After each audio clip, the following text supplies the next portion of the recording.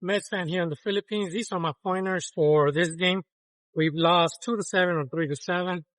We did have a couple of players with 2 hits, and I believe it was Beatty. I believe it was Robert, and I'm not sure if it was Polanco, the other one.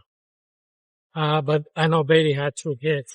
Carson Benge finally got out of his long drought of no hits. I believe it was around 23 at bats without a hit. He finally got one. He hit the ball solid. On the prior one or the before prior, after the hit. These are my key pointers. What I saw and what I do recommend, even though my opinion doesn't matter. As the season was going to start, I recommended, or I said that we should have 2 long releases. We had an abundance of starters and let them be there. At the same time, I knew we had these stretches of 9 games without a rest. And my recommendation on that is bring Jonathan. Do not ruin the long relief. Keep him in play. This is giving our relief pitchers some rest that they're going to need on the stretch. I know this is still early, but every game counts on how tired they're going to be. And right now, this long relief gets our Luke Weaver, Brosabon, Williams, Riley, and company some rest. I still think we should do it like that. Have Tobias Myers and Shaman pitching as long relief. I'm not sure if I covered about Shaman. Shaman, he did do long relief. They gave him 2 earned runs on a play that Luis Roberts should have caught it. That should have been an RBI, sac fly. At the same time, he did have a bases loaded. His velocity didn't max at least 1 inning prior to him finishing for the game, for the season, for the game. He did not exceed over 89 point some, or did not reach 90 miles per hour in pitch. And as of right now, one more pointer is David Peterson. He didn't look sharp. And sometimes it's psychological. And I'll give an example. Kodaisinga has, most of the times, what's his name? The catcher. I froze on the catcher. But it's not, Francisco Alvarez. He likes having the other catcher.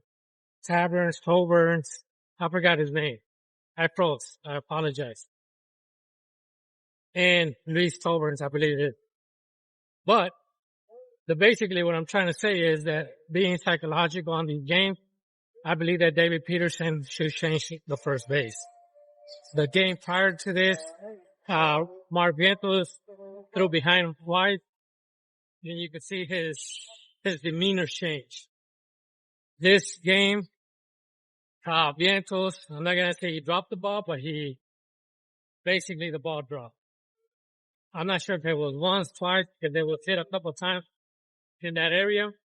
And just changing that first base might change his psychological when he's pitching against an opponent, because he's not thinking of basically other things besides pitching to the hitter. That's just my own personal opinion. Just change that position there. That's one thing that Keith Hernandez, but he said it to the Diamondbacks, but that's in general. Have someone in first base or keep him in first base, because there's a lot of miscues. We saw with the Giants, with Schmidt, Encarnacion, and then Devers. With us right now, Vientos, a little bit shaky right there. He's getting cold as well. He's batting around 317. Now he was batting over 500. And also the Diamondbacks with the first base. A couple of miscues on him. Those are the key pointers that I saw. Tomorrow, Nolan McLean is pitching. Hopefully we take another series. We only lost 1 series so far, and I believe it was against the Cardinals. We beat the Pirates. We beat the Giants. on a series, and hopefully we beat the Diamondbacks. After this, I believe it's the Athletics. I'm not going to say they're easy since I have them pinned as a playoff team, in my own personal opinion. Then the Pirates, speaking of the Pirates, they did sign long-term Connor Griffin, their prospect. Also, tomorrow is a night game, first night game of the season. And this is just going to show my age. I remember when I was young, the last team to play night games, the last team to get lights in their stadium was the Chicago Cubs.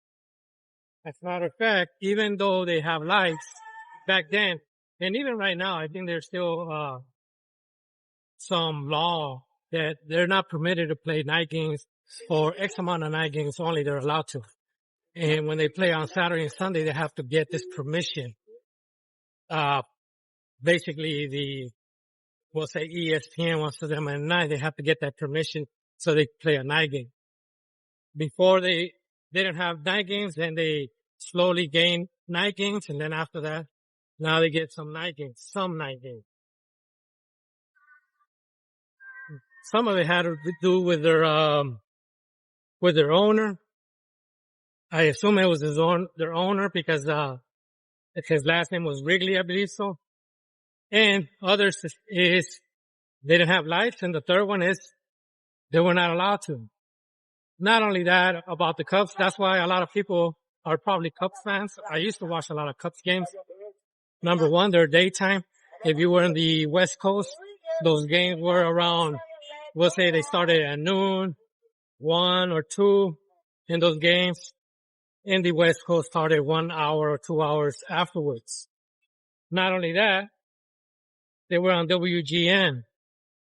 You know, a lot of people watch Bozo the Clown while Andy Griffin and the Cubs were the other two show he's watching on Wrigley, on WGN, one of those channels. And the reason I say WGN is because it was one of those free channels that you get when you don't pay for cable when you were young. And that's why I believe there was a lot of Cubs fans. That's just my own personal opinion. Anyways, just a little bit of things that I just wanted to cover, things that I saw back then. Like I said, first night game, Nolan McLean pitching. Hopefully we take the series. One thing that I also noticed about the Diamondbacks is they have, I thought Perdomo was a fluke last year, but that dude was hit. He cannot strike it. He's one of the top 5 players, non-striker. I'm not going to say he's a top player, but he's one of the top players. Hopefully you like my video. Thank you, and thank you for watching. Let's go Mets. Hopefully we win tomorrow, win another series. And that's a wrap. Thank you.